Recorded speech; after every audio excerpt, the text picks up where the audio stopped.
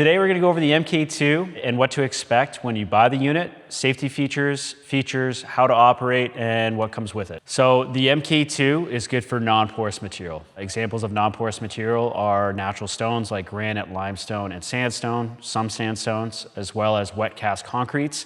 Other examples would be steel and glass, but primarily the MK2 will be used on natural stone or wet cast concretes. Other features of the MK2 are its vertical pick point, which is right here. So you would hook your hook or lifting hook up to this pick point, and then you can lift on a vertical.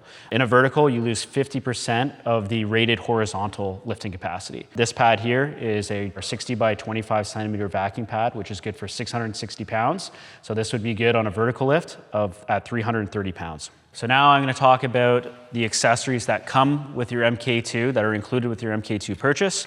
So it'd be all included in our accessory box here. So you're going to open up your box, and then inside of here you have QR codes to your manuals.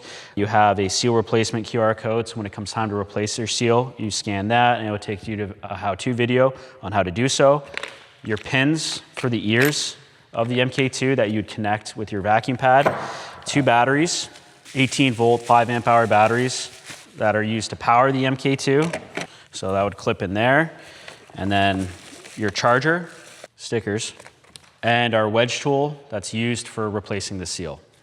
And this all comes included with the purchase of your MK2 power unit.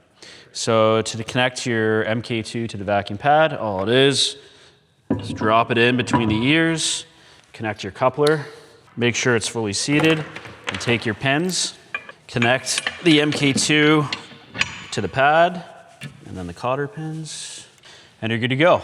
And in order to get vacuum, all it is you turn your vacuum lifter on,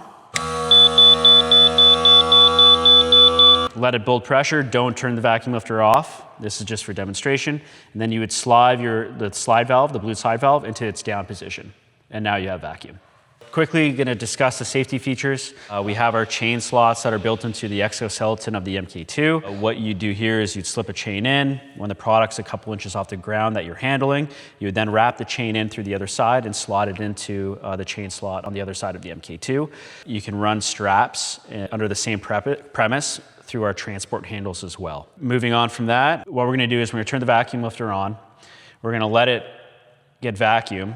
And then I'm going to show you the safety features that are built in. For example, the visual gauge, the alarm and the light, and how they react to when you're lifting, say, something that's porous instead of non-porous. So go to turn it on, which it already is. Slide the valve down.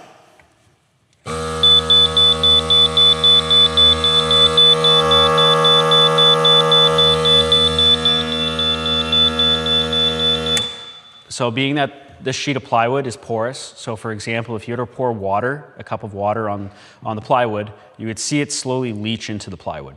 So that would indicate it's porous. And that something similar would happen with a dry cast concrete paver. So what's happening here is the MK2 is trying to compensate for that porosity. The pump is consistently running, and you'll notice that the needle doesn't climb all the way into the green. The alarm continues to go off, letting you know that you're not at a safe level of vacuum and cannot lift that product. So the main objection with battery-powered vacuum lifters is that they're unsafe.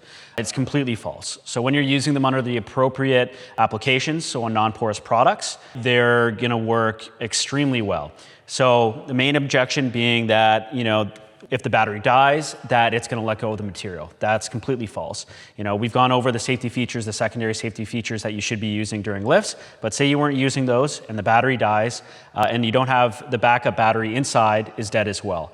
If it's built pressure into the reservoir and you have vacuum onto your, say, for example, granite slab, the gauge is going to tell you, it's going to give you an indication as to how much pressure you have. It could be anywhere from a couple minutes to 5 minutes to 10 minutes, depending on the product.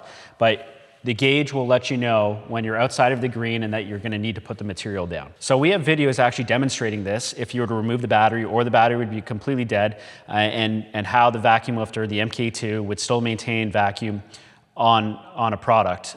So we're going to insert that video here, and you can watch that now. So we have various size vacuum pads that you can pair with your MK2.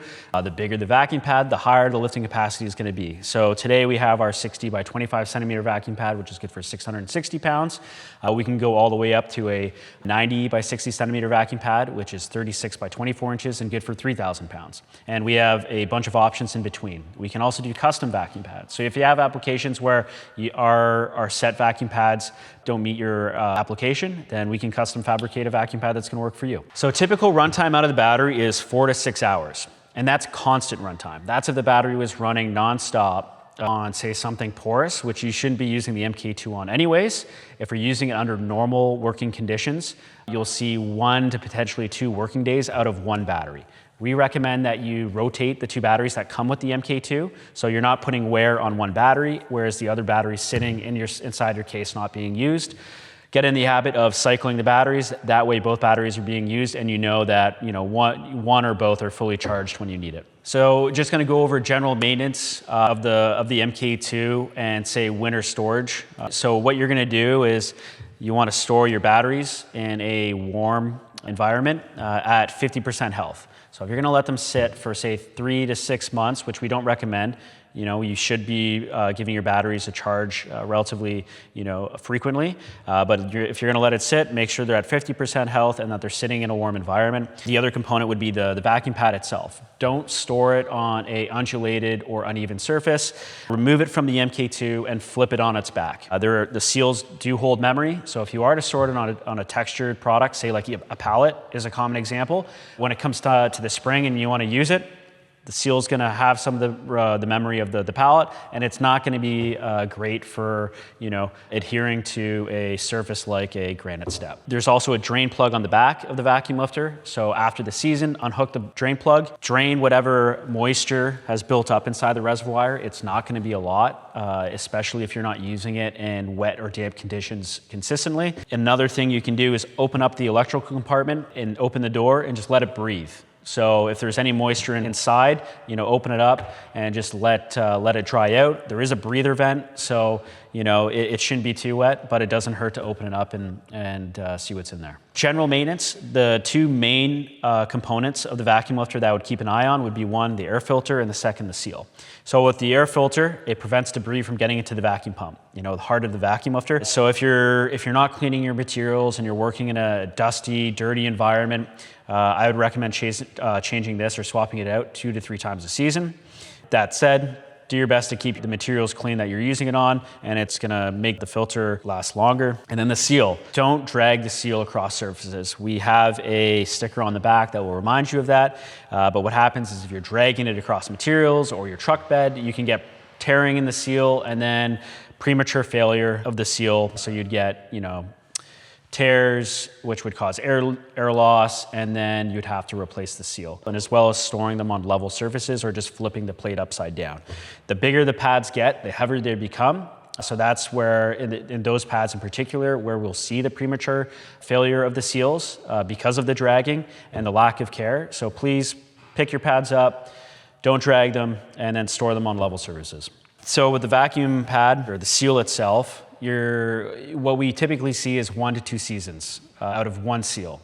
So if you're finding that your seal is wearing, earlier than the 1 season, then it's probably because of mishandling or misuse, dragging it across surfaces, storing the seal while it's wet, not letting it to dry out prior to using it on your next job. It's in those cases where you should make sure that it's being handled appropriately, but typically we're seeing 1 to 2 seasons lifespan out of a seal. So if you're trying to pick up a textured surface, say it's not a perfectly level product, say it's a flame surface, applying some down pressure to the vacuum pad itself to help that seal conform will give you a better chance at lifting a textured surface. Wetting the material also helps, fills the pores and the undulations. If you're looking to get into an MK2, don't hesitate to reach out to us. You can also reach out to any of our dealers across the world.